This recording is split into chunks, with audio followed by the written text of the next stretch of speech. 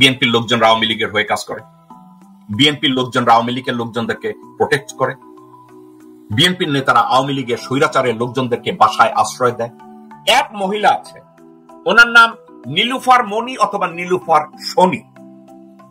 এক মহিলা just confused একজন মহিলা, যখন টেলিভিশনে বা বিভিন্ন জায়গায় কথাবার্তা বলতে যায় তার শুরুও নাই শেষও নাই। উনি সবসময় আঙ্গুল একটা এভাবে জায়গায় রাখে, ওনাকে কেউ যদি কোনো প্রশ্ন করে এটা উনি বলবে আমিও করি নাই, বিএনপিও করে নাই, ওরা করছে। মানে মানুষের উপরে দোষ চাপানোর জন্য এই মহিলা সবসময় কথা বলে। মহিলার আমি বিগিনিং বা এন্ড আমি দেখি না। ফাইনালি মহিলা তার নির্বাচনী এলাকায় গেছেন, গিয়ে ওনার দলের লোকজনের কাছ থেকে ফাইনালি একটা ধাওয়া খাইছেন।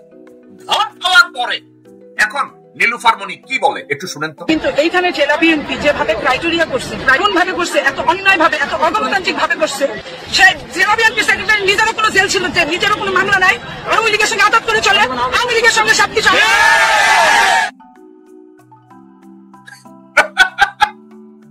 কি বুঝলেন ভাই? কি বুঝলেন? কি বুঝলেন? নীলুফার মনি সারা জীবন বলেছে বিএনপির ভিতরে কোনো গোন্দল নাই, ঝামেলা নাই, আমাদের সাথে আওয়ামী লীগের কোনো সম্পর্ক নাই। আর এখন উনি যখন এলাকায় গেলেন তখন দেখলেন উনার দলের সেক্রেটারি আওয়ামী লীগের সাথে আতাত করে তারা দল পরিচালনা করে, জেলা বিএনপির দল পরিচালনা করে। এখন এই সত্যটাকে গ্রহণ করতে নীলুফার মনি যখন তার কনস্টিটিউয়েন্সিতে যান এবং ওখানে গিয়ে দেখেন যে বিএনপির অবস্থা এই, তখন উনি টকশোতে এসে যে চাপাবাজি আকলামি যা করেন উনি ভুলে যান বাস্তবতা কোনটা। আজকের উনি বলেছেন যে বিএনপির লোকজন আওয়ামী লীগের সাথে আতাত করে তারপরে চলে। বিএনপির নেতার বিরুদ্ধে কোনো মামলা হয় নাই, কারণ আওয়ামী লীগের সাথে আতাত করে চলে।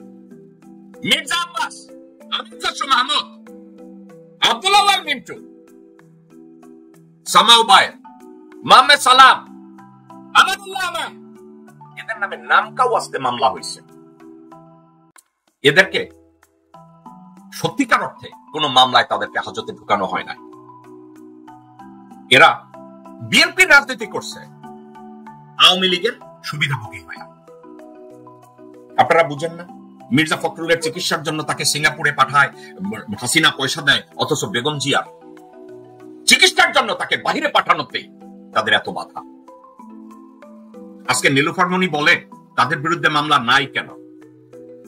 নীলুফার মনির কথাটাকে আমি আবার শোনাবো আপনাদের। কিন্তু এইখানে জেলা বিএনপি যেভাবে ক্রাইটেরিয়া করছে, এমন ভাবে করছে, এত অন্যায় ভাবে, এত অগণতান্ত্রিক ভাবে করছে, সে জেলা বিএনপি সেক্রেটারি নিজেরও কোনো জেল ছিল, নিজেরও কোনো মামলা নাই, আওয়ামী লীগের সঙ্গে আদত করে চলে, আওয়ামী লীগের সঙ্গে সবকিছু। দর্শকবৃন্দ, নীলুফার মনি বলছে অগণতান্ত্রিক ভাবে।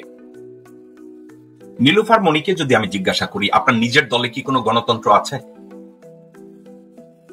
আপনার দলের মহাসচিব নিউ ইয়র্কে এসে আপনার দলের পররাষ্ট্র বিষয়ক সম্পাদক হুমায়ুন কবির এবং পররাষ্ট্র বিষয়ক আন্তর্জাতিক বিষয়ক সহ সম্পাদক অথবা সম্পাদক যে কমিটি বাণিজ্য করে ম্যাকডোনাল্ডস এর কর্মচারী আনোয়ার হোসেন খোকন, তারা মির্জা ফখরুলকে ষড়যন্ত্র করে নিউ ইয়র্কের জেল কেটে বেইজ্জতি করাইছে। এটা কি গণতন্ত্র?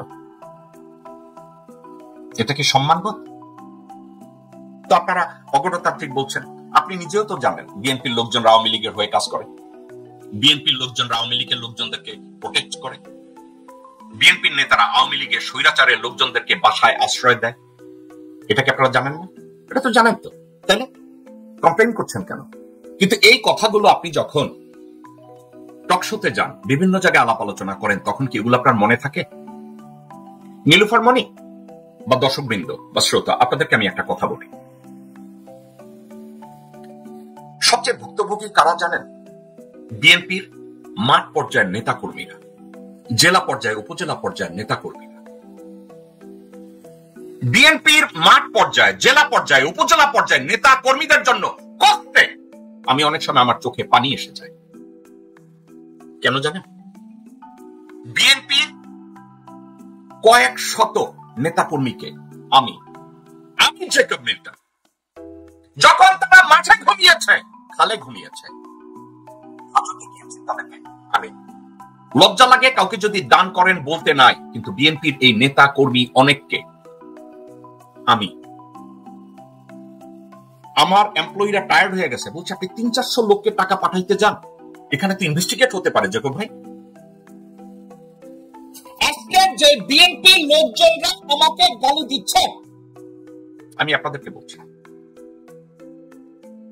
আমি যখন বিএনপির জেলা পর্যায়ের মাঠ পর্যায়ে, আমি জানিও না পঞ্চগড়ে, আমি জানিও না কিশোরগঞ্জে, আমি জানিও না ঠাকুরগাঁয়ে, আমি জানিও না বাকেরগঞ্জে, আমি জানিও না খুলনায়, বরিশাল, পটুয়াখালী, বরগুনা, বিভিন্ন জায়গায় যাদের স্বৈরাচারের শাসনামলে তারা পাট খেতে ঘুমাইছে, বাসায় বাজার দিতে পারে না, হাজতে উকিলের পয়সা দিতে পারে না। আমার মনে পড়ে আমি 451 বা 461 জন মানুষকে কন্টিনিউয়াসলি টাকা পাঠাতাম। আমার অ্যাকাউন্টেন্ট আমাকে বলছে, জেকব তোমাকে ইনভেস্টিগেট করবে, তুমি এতগুলো এভাবে তুমি লোকজনকে এত লোককে টাকা পাঠাও, তারা যদি কেউ এভাবে বলে। আমি কিন্তু তখন চিন্তা করি না, এবং এই যে 461 জন মানুষের ভিতরে জানাতে বোধহয় 11 জন না 12 জন ছিল, আর বাকি সব ছিল বিএনপি। তো এখন বলবেন আপনি বিএনপিকে কেন হেল্প করছেন? কারণ সবচেয়ে বেশি ভুক্তভোগী ছিল এই বিএনপি নামক দলটা। 461 জনের নাম, ঠিকানা, টেলিফোন নাম্বার আমার কাছে এখনো আছে। আমি যে টাকা পাঠিয়েছিলাম তাদের সব নথিপত্র আমার কাছে আছে।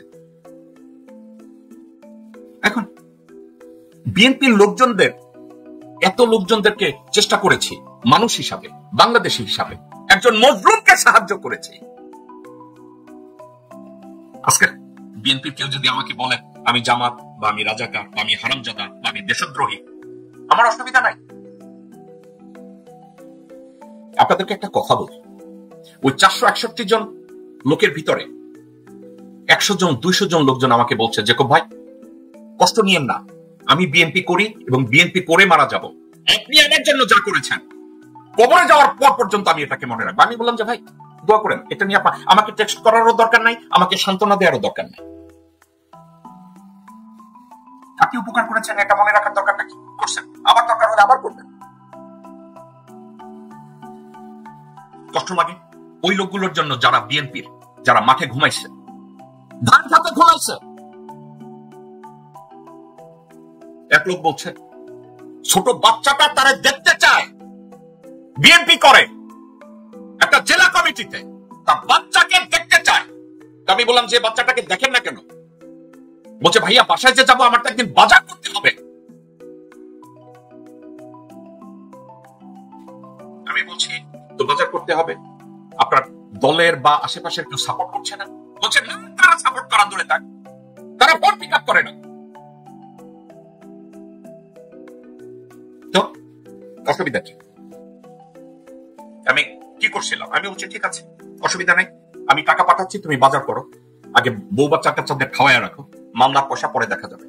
এই তো আজকে তারেক রহমান যদি তাদের দিকে খেয়াল না রাখে, আজকে সব বড় বড় নেতাদের কেস ডিসমিস হয়ে যায়, কিন্তু ওই নেতা কর্মীদের এখন পর্যন্ত কেস ডিসমিস হয় না। মির্জা আব্বাসের মতো একটা খুনি, গোরখদক আব্বাসের মতো একটা খুনি, সেই খুনি চান্দাবাজ, টেন্ডারবাজ, দখলবাজ, জুলাই আগস্ট বিপ্লবের সাথে সাথে 5ই আগস্ট 8ই আগস্ট ডক্টর ইউনূস ক্ষমতা নিছে, 23, 24, 25 এর মধ্যে তার সব মামলা ডিসমিস হয়ে যায় উইদাউট মেরিট। কেমনে? তাহলে আমার যাই ভাই বিএনপি করে, আমার যে ভাই রংপুর, দিনাজপুরে থাকে, ময়মনসিংহে থাকে, কিশোরগঞ্জে থাকে, ঢাকায় থাকে, বাগেরহাটে থাকে, পটুয়াখালীতে থাকে, তার মামলা কেন ডিসমিস হয় না? তারেক রহমানের খবর নিয়েছে না? তারেক রহমান খবর নেয় নাই। বিএনপি